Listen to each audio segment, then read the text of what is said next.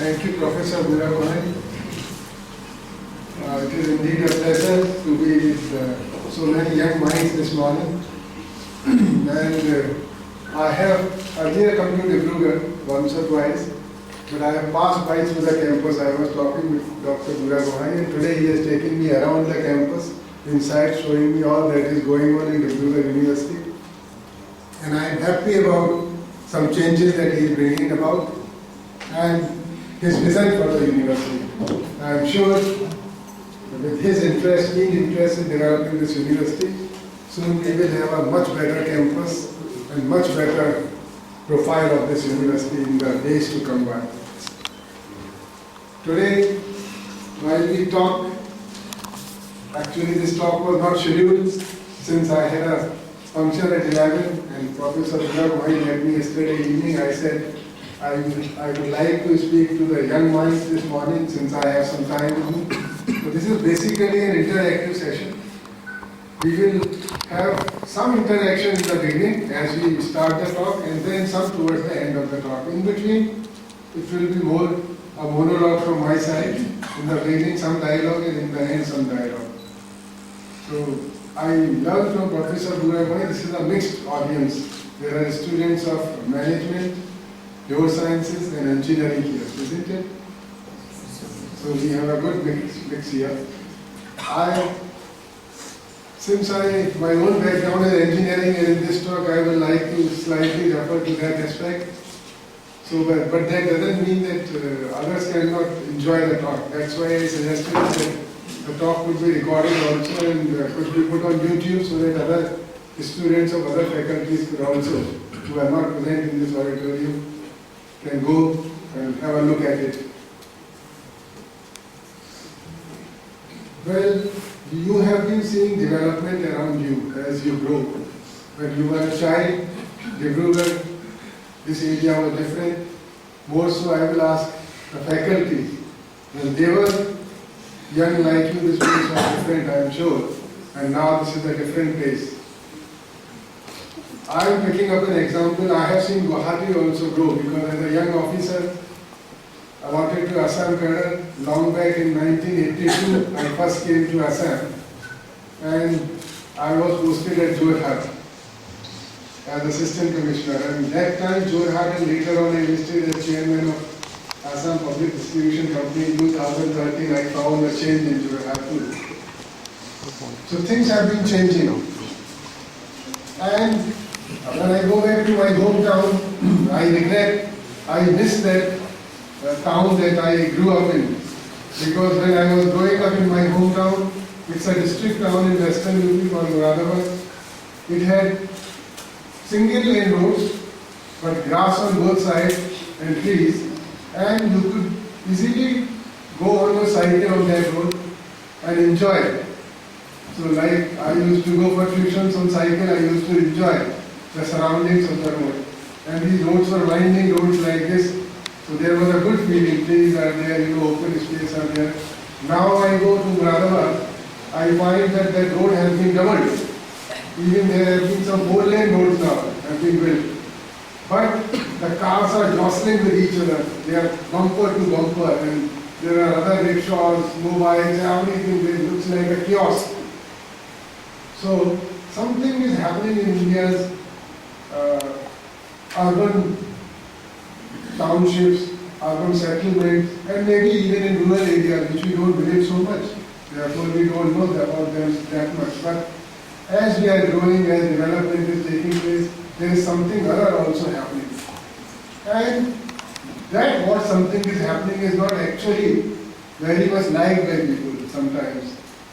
So how to go about it, how to tackle it, how to tackle what awaits us in the near future. And how to tackle what awaits, you can't think like that, but I can think like that, what awaits my grandchildren, my children. So it is a question of that. How we are going to survive with dignity, with growth, with prosperity, with given resources that we have at our command. Resources will remain the same. The geographical boundaries of India, Assam will not change in the near future. So we are looking at near future. The flora, fauna, the agriculture, the industries. This how we have to manage them, so that we have a nice place to live, in which we can enjoy, we can take pride, and when we leave this planet, we can leave it for our generations in a much better shape. So that is what we will try to talk today. I will start with an example of Gurgaon. Gurgaon is supposed to be the fastest growing city after Bangalore. Bangalore is the fastest growing city in India, and after that Gurgaon. We keep on reading about in the newspapers that last year there was a flooding in Gurgaon. People could not come out of their apartments. Up to first floor there was water. Well, this is not a traditional rainfall area, Gurgaon, unlike Dibrugarh. In Gurgaon, rainfall is very less. So even with that less rainfall, the city had flooding. And people could not come out for 4-5 days out of their apartments. When we hear about lack of public transport, we hear about shortage of water and power in that fast-growing city. The story of Gurgaon is typical of the story of urban India now. They are suffering from overcrowding, unplanned growth, and migration which is taking place from the rural areas to cities. Why migration is taking place? Can any one of you make a hazard why people are coming from rural areas to cities? Yes? Make a guess, any one of you. Yes, better. Because of lack of good medical facilities, transportation is not good, so good there. I think good medical facilities, also to some extent good law and order, because police is more active in the cities. If some incident happens, immediately police comes. But if in a village some people attack somebody, nobody comes. The next day only the police will come. So this is another reason why people want to come. They want to be assured of certain facilities, some assurance of safety. So they are moving in from the, and some economic opportunity also. They see that I will get some job in the city and like that. So they are moving from the villages to the cities and towns. But how much rate of this shift of population is sustainable? That's a question. And how much the cities can absorb and the urban areas can absorb. And at what rate of growth this is possible. And how, in which areas we should strengthen the cities and the villages so that there is a balance, and then we can have facilities which are somewhat at par between villages and towns. Professor Buravahi has been to England, I have been to England, I have been to many other countries. I am lucky to have traveled to 44 countries in the world, including China. And I made it a point to visit a Chinese village.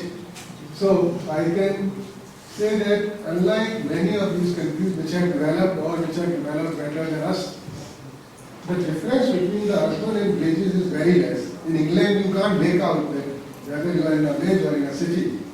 In fact, all rich people in England, they live in villages. To live in village is considered that you are rich. If you are rich, you are living in the village. It is understood. If you are a village resident, that means you are a rich person. Only the poor live in the cities. This is the other way around. Okay. So, and to get a permission for a new person to live in village is very difficult in England. So in the Hull, we had a professor in the management who became a farmer so that he could live in the village. So he started a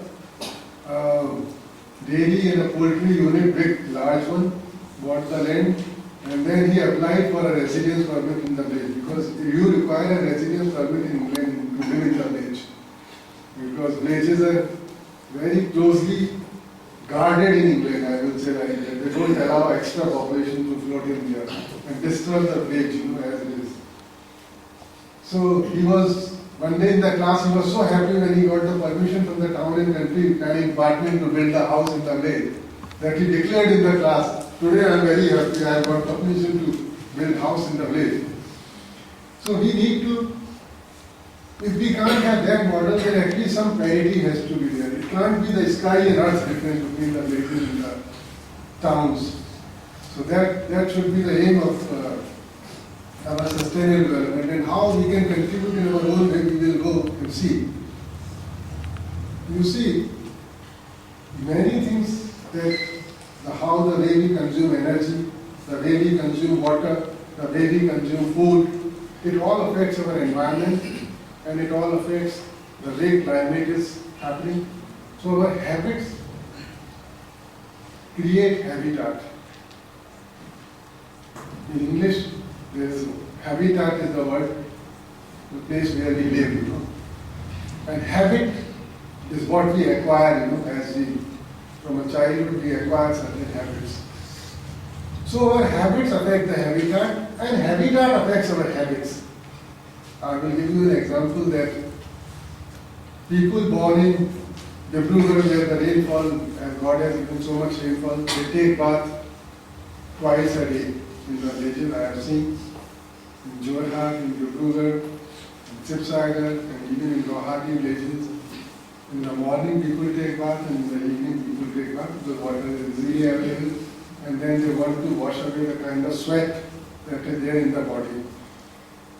You go to Jaisalmer in Rajasthan, where not a drop of water falls throughout the year, the soil is loose, same. You take earlier, not I am saying now, but go back 30 years back even, only 3 times the bath was taken in Jaisalmer. Once when a child is born, he was given a bath. When he got married, he got a bath. And when he died, he got a bath. Only 3 times in his life he got a bath. And if you want to see how much afraid a person was of bath in Rajasthan, in Jaisalmer, you watch old movie called Do Boond Pani. There's a Hindi film called Do Boond Pani. It shows the effect of scarcity of water on the lives of people in Rajasthan. So in that they show that his marriage is fixed, and at the time of marriage the groom is to be given bath. So he runs away seeing the water because he is afraid of taking bath. He has never taken bath in his life. So his friends catch him and pour water on him. That's a ceremony before marriage, you know. So in Jaisalmer, so that's how your habits, how your habitat affects your habits. We think that our habits are, you know, they are given to us by our parents. But parents have also acquired those habits because of the environment in which they grew up. So this habit and habitat interaction is both ways. And when we talk about climate change, big things I talked about, that carbon emissions will be reduced to so much, and this is the millennium goal and all that, we forget that the most impacting thing on environment and habitat is human beings. Because now all other animals have been reduced to minuscule size on the planet Earth, and human beings occupy majority of the planet. And they are growing fast still. The growth is going on. So the density of population of human beings on planet Earth itself is degrading environment. How to manage that density? You know? It's a big question mark. So there comes the role of habits.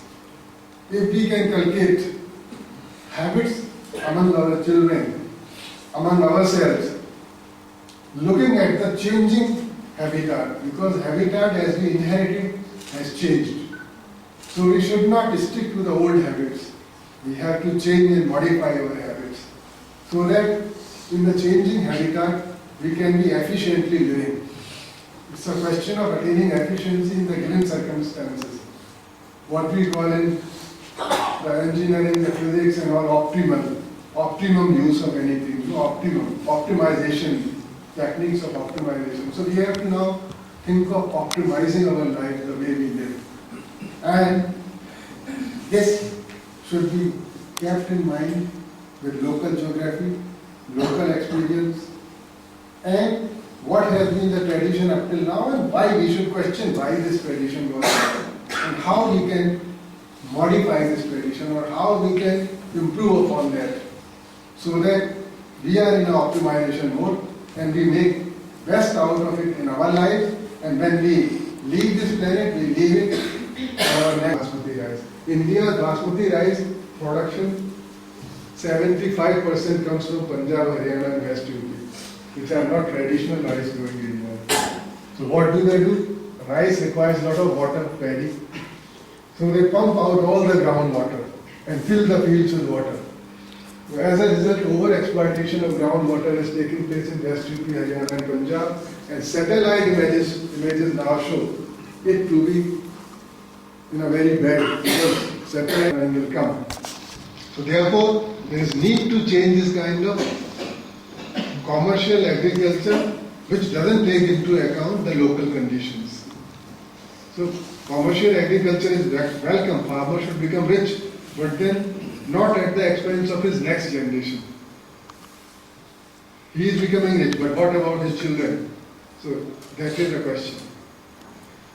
Similarly, we see in new construction in all cities, we find that glass and steel everywhere. Well, glass and steel we are mindlessly copying from the western cities, where availability of sun is very less in those climates. In Europe, West Europe, North America, sun availability is very less.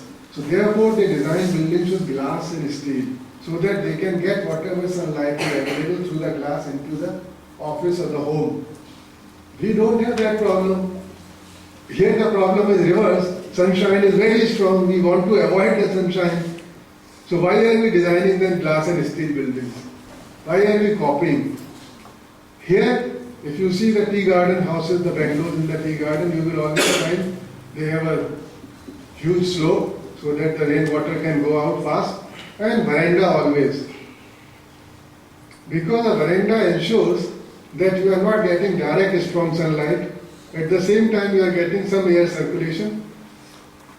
So this kind of thing has to be seen, that what we are copying. And remember, copying happens by seeing the rich people. So if well-to-do people in Delhi are making RCC buildings, we should also make. Okay. If they are having flat roof, we should also have flat roof. If they are not using mosquito nets, we should also not use. But they don't have mosquitoes as we have here. Here we have to use mosquito nets.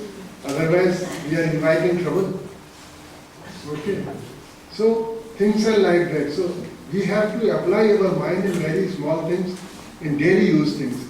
And as intelligent young people, I want you to exercise that option of your mind. Put your mind to use. Question the things. There should be a healthy disrespect for something that is told to you. Healthy disrespect. That doesn't mean that you shouldn't believe anything, everything you shouldn't believe. But once in a while you should also think and question that. Is there alternate way, a better way out or not? You see, so what we need to do is, this is kind of a movement. You can make a building code, but building code will remain in the books. And somebody may or may not follow it, and if it's a government building, they will follow it, but then, even then, how it is utilized will depend on the people who live in it. So, you make a lot of windows, big windows, but you never open them. Okay, people are copying and making big glass windows, but those windows are never opened. So you make a question, do you need that large window? Because you don't open it. Because in a moisture-laden air like here, you don't need large windows to open, because too much of moisture, if it comes in the room, it is not good. So that's why people make large windows here, but they open even small thing of it. They are intelligent, but the engineer who is designing the building is not intelligent. He should not design that kind of large window which is all openable. Maybe if he wants to give a glass, fixed glass can be given and a small opening can be given. But in a drier climate, which is not very hot and arid, you can have a window which all opens. It's a fresh dry air which comes, and therefore it is welcome. But again, go to the Rajasthan, other extreme, where the wind carries the sand with it. There you don't need windows at all, open windows like this. In fact, what you need is some kind of a jali or some kind of that. That's why you find in Hawa Mahal and all those old structures, there are jalis in the windows, stone jalis. So only through those things sand will not come, only the air will come through small pores. So, like that. So, we have to, the place that we live, the place that we work, has to be efficient, has to be optimized. So that is one thing. Then when we talk about certain things like we use air conditioners these days, but everybody puts, I find earlier when we used to get, initially when the cars started having AC, we found that every driver is putting AC on the full mode, you know. Full means the car becomes 16 degree or 18 degree cold, you know. So, but they found that this is a new thing, so we must use it to the full. And similarly in the rooms and the offices we use AC, we put it 20 degree, but 20 degrees design, 20 degrees is written in the books because the books originated in West, in Europe, where 20 degrees average temperature throughout the year, and they always wear a jacket and a tie and something like that. So their clothing is different, their temperature is different. I had an occasion to visit the office of German, that software company which is making this accounting software. SAP Labs. So SAP Labs MD was a young German person. He was about 33 years old or something like that. So I met him in his office while I was promoting trade between India and Germany and all that. And he told me that I found that he was in t-shirt in his office. It was a nice office in Whitefield in Bangalore, all air conditioned centrally. And everybody was in t-shirt and light shirts and like this, and I didn't feel that the place was air conditioned. So I told him that you have built an air conditioned building, but you are not using air conditioning. This was my remark. He said, no, we are using air conditioning. This building is air conditioned. And we are every day using it fully, air conditioner. So I said, but I didn't feel like one. Because I was used to always walking in air conditioned buildings where they are cooler. He said, I maintain the temperature only at 26 degree. My building is air conditioned, but because 26 degree, he says, is the average temperature of Bangalore during these days. So I maintain the same temperature, so you will not feel any difference from outside and in the building, but building is air conditioned. Okay. So that is an intelligent application, and he says, earlier they used to keep here 23 degree, everybody used to come with scarves and little jackets and keep them in the drawer here and then wear them in the office and then leave them again in the office while going out. So he told me by increasing the temperature of his office 3 degrees, he was saving every year about 3 crores of rupees. Because air conditioner will trip and only work for 5 minutes and then trip for 10 minutes and again work for 5 minutes. So he is saving the money. Because 26 degrees is very easy to maintain, but that is the temperature.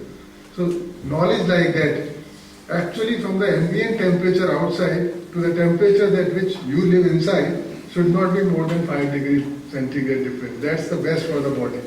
So if outside is 35 degree, then actually air conditioning should only keep it around 28 or something like this, so that 5-7 degree difference only. Because once you go out, again you will subject yourself to that high temperature. So these kinds of things, we need to actually use them in our daily lives. Then there are engineering students here and there are management students. You find that companies come out with new designs of products. These designs are based on market survey sometimes somebody's idea. But most of the time copied from other people who have developed the design. Now design of a car that we are using. We use the same cushion seats in the car.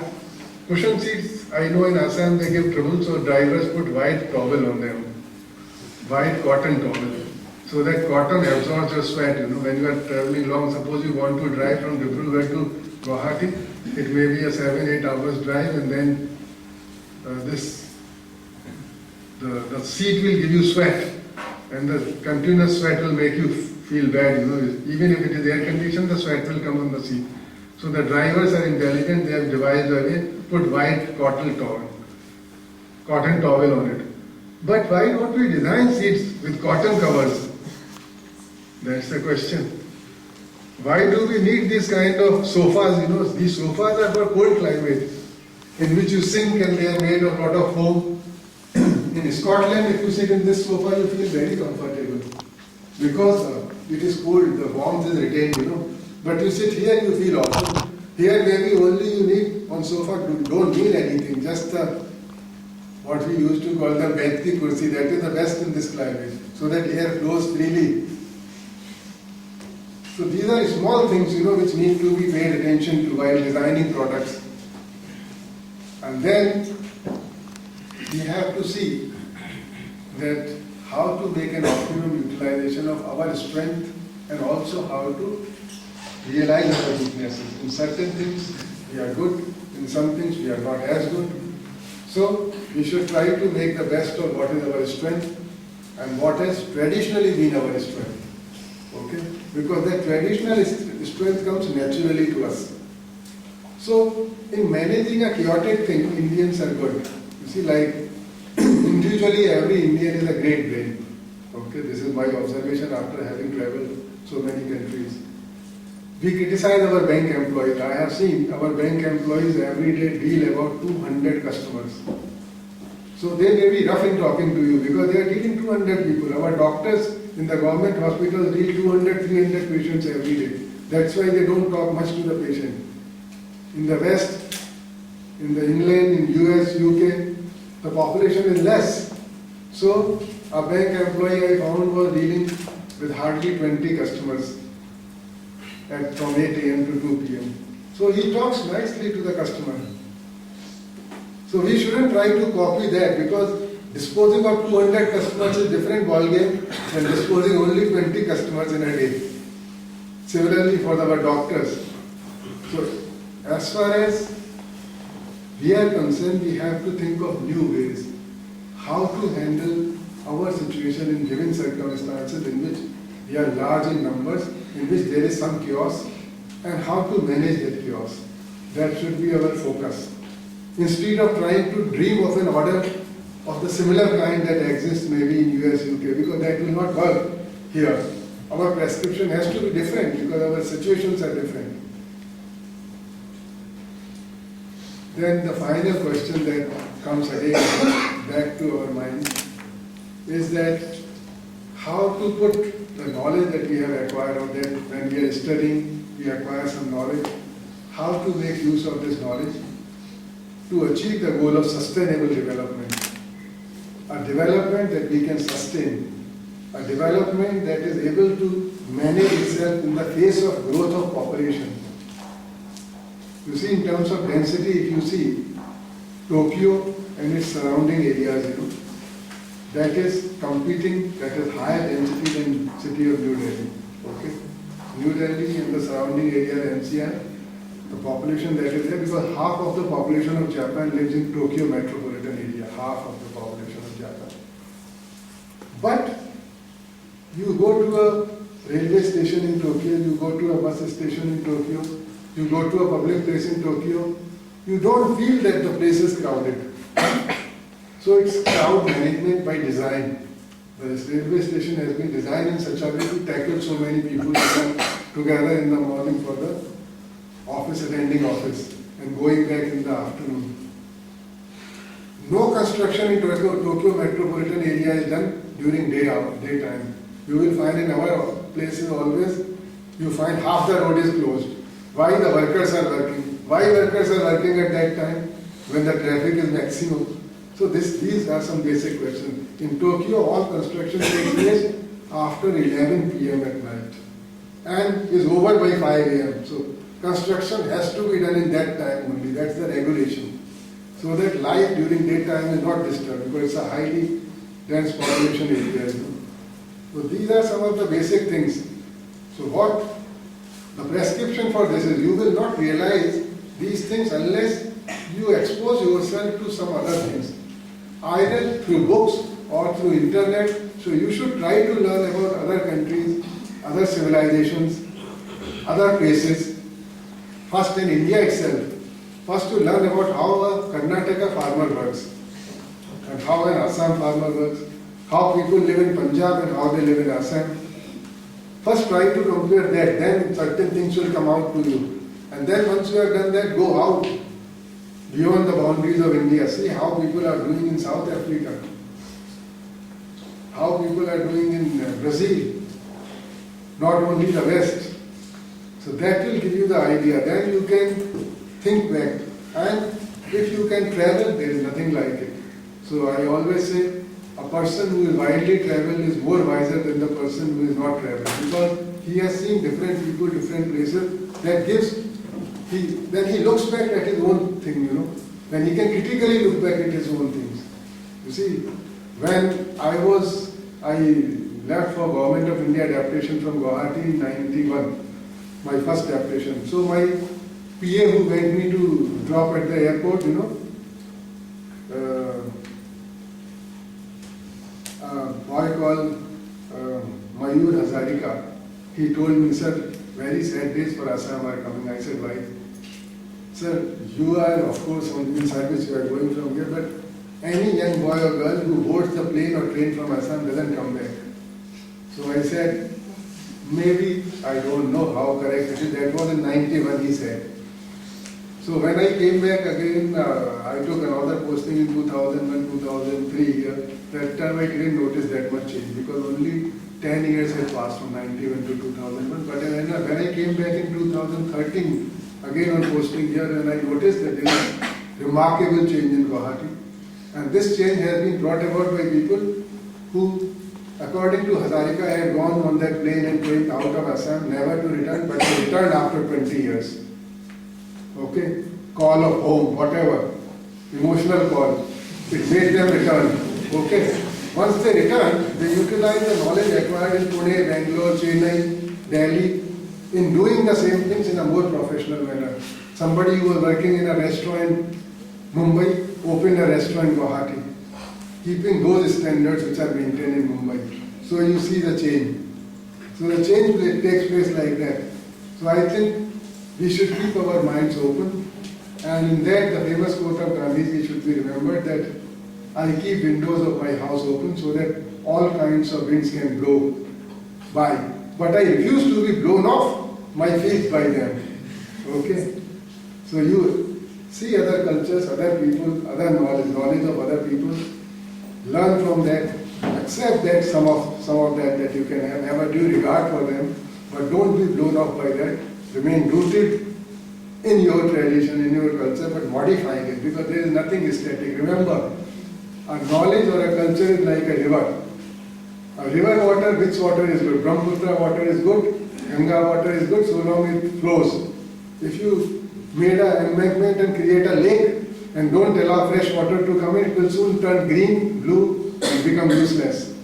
So any culture that doesn't want to learn from other cultures, any people who don't want to learn from others or allow new things to come in their society, that will stagnate. Once it stagnates, it will be like a polluted lake, not like a fresh river flowing like river Brahmaputra.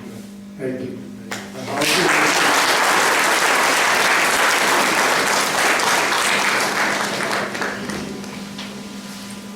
So it has been a brilliant day to begin with. It's a beautiful speech we have had. 10 minutes. You can ask any question that is. Yes. Please tell your name and also what you are doing. This subject you are pursuing, please tell your name and your subject and then the question. Good morning, sir. My name is Satya and I'm a MBA final year student. Sir, from far we have been knowing that India has, it's a written children, India has been providing some of the most brilliant minds to the world. Even if we look at any field, we can find that India has excelled in those fields. However, if we see countries like Japan, China, that were once considered to be inferior to us, like Japan is a country where two bombs actually dropped, and it was stated that there are no living being or something is going to come up in Japan for the next 20-30 years. And even we know that in Japan there is not much natural resources as we have in India. But we see that Japan has developed to a much greater extent than that of India. What according to you do you think, like I'm not here to play the blame game or something, but what according to you do you think has actually handcuffed us or through our capabilities so that we can't achieve what we can achieve? I seriously think that people, that a country where with saints and people like Aryabhata were born, and countries they expect more from countries where such great people has lived, but we are not able to come to their expectations. Okay, you have done the answer by observing other people. We are all individually brilliant. We have great minds. But somehow, in our culture, we have not paid enough emphasis or enough respect to other human beings and also the teamwork. Okay? So as you see, when we try to, if you open a gate in a hall, you have to enter a hall, suppose the show is to begin. Despite having tickets and other seat numbers being allotted, we try to jostle in. Why? We know that in this auditorium, seats are allotted. I have bought a ticket. I will get my seat, but still people when they enter they jostle. Because why? We don't have respect for fellow human beings. We are rude people. I can say it because we are among ourselves. I can say we are rude people. People who are polite, that means he recognizes the other human being. And you see, when we say namaste, it means I am going to the divinity in you. That's the meaning of namaste. See, I have God. I am God myself. I have the godness is in you also. And when I am saying namaste, it means I am going to the divinity in you. My divinity goes to the divinity in you. That was our culture. But now we don't respect. We have forget divinity. We don't want to give the other person the same space that we want for ourselves. Somehow this psychology has gained ground. And therefore, let me complete. You see, I will take example from my service, Indian Administrative Service. When we are deputy commissioners and collectors, we perform brilliantly. Okay? People remember us for many years. Even 20 years later, I came and joined as chairman APDCL. People from Nalbari came and they touched my feet. I was just taken aback. I had forgotten what I did to them. They carried a small chip which changed the location of their village, from one district to another, and that made all the difference for that village. My handwritten note was still with that person. So, but when we all come to secretariat, state secretariat, there are, in the state secretariat at least 50 IS officers or 100 sitting. State government is not functioning in the same way as a collector is functioning.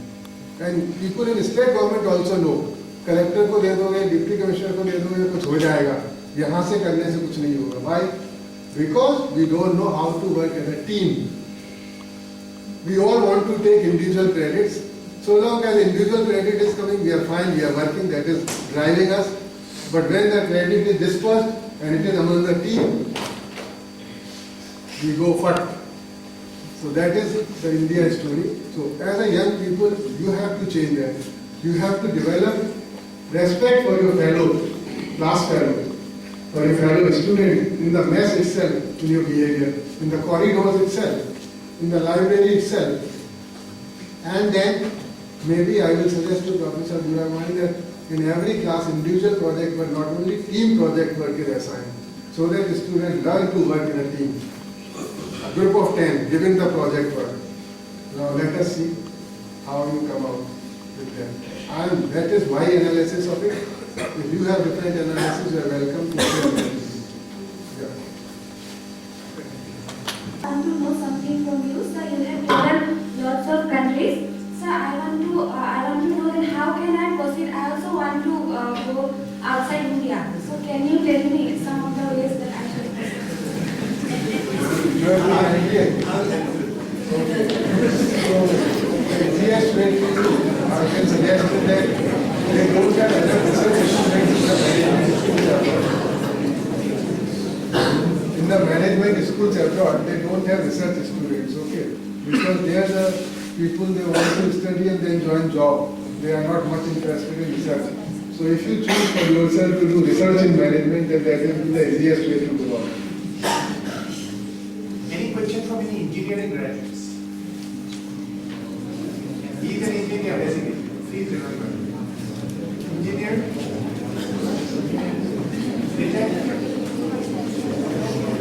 We talked a lot about designs. We talked a lot about design, structure, purposeful designs. No question. So, like they manufacture everything, right from biomedicals to in petroleum sector, and in everything they have an imprint. But if we look in the science and technology sector in India, I've been researching, I was going through the annual reports of the Department of Science and Technology. So I feel that a lot of initiatives are taken up by the Department of Science and Technology in every field, like atmosphere, then in engineering science, in chemical science. But still we are facing with the monsoon problem. It's having a great impact on our economy and all these things. So how do you think we can put more emphasis on science and technology to solve a lot of the problems in our national and international sector? See, technology has been the source of the prosperity of the West. And there is nothing but technology. And people who had a climate in which nothing except potatoes and peas could be grown, and maybe corn, I'm talking of England. So, and from that climate they created an economic structure in which they could use those months also when the climate didn't allow them to do anything else. So they created the factory system of production. The factories are enclosed areas in which outside, even if it is snowing or raining, you can work. But you can't do agriculture in snow, okay? So they created an economy in which they utilize their negative point as a positive point. Okay? Through the help of technology, they created a production structure in which when they could not produce anything in the agriculture, they could produce industrial goods in the controlled environment. Then even now, they always think ahead. So original research is going on even now, led by major Western companies and universities. As you rightly said, some good applied research has been done by Department of Science and Technology in many good areas. But perhaps there are two things. Number one, we don't know how to market that. That your colleagues in management who are learning the marketing will know it better. A thing is not only to be produced, it has to be marketed also. And by marketing it, we have to pitch it high, so that others are convinced of buying it or using it. So that is one aspect. Another aspect is that the person who is inventing that thing or is doing that applied research, he himself is not so confident about his own finding. So if he was very confident, then he will go all out to market it or to put it on the show. So he just does it and then sits back because maybe he's not that much sure about what he has done. He doesn't know how much good thing he has done. So this also, maybe when you said about other things, the question was raised about India and it spoke about teamwork. Another thing is that this message that was always present in our culture needs to be drilled into us. And that is nothing but the famous sentence, Aham Brahmasmi, I am the God. Who can defeat the God? So the self-confidence has to come. That I am powerful. Once that comes, and once you are convinced that what you are doing is right, then things follow. Thank you, sir. Thank you very much for your good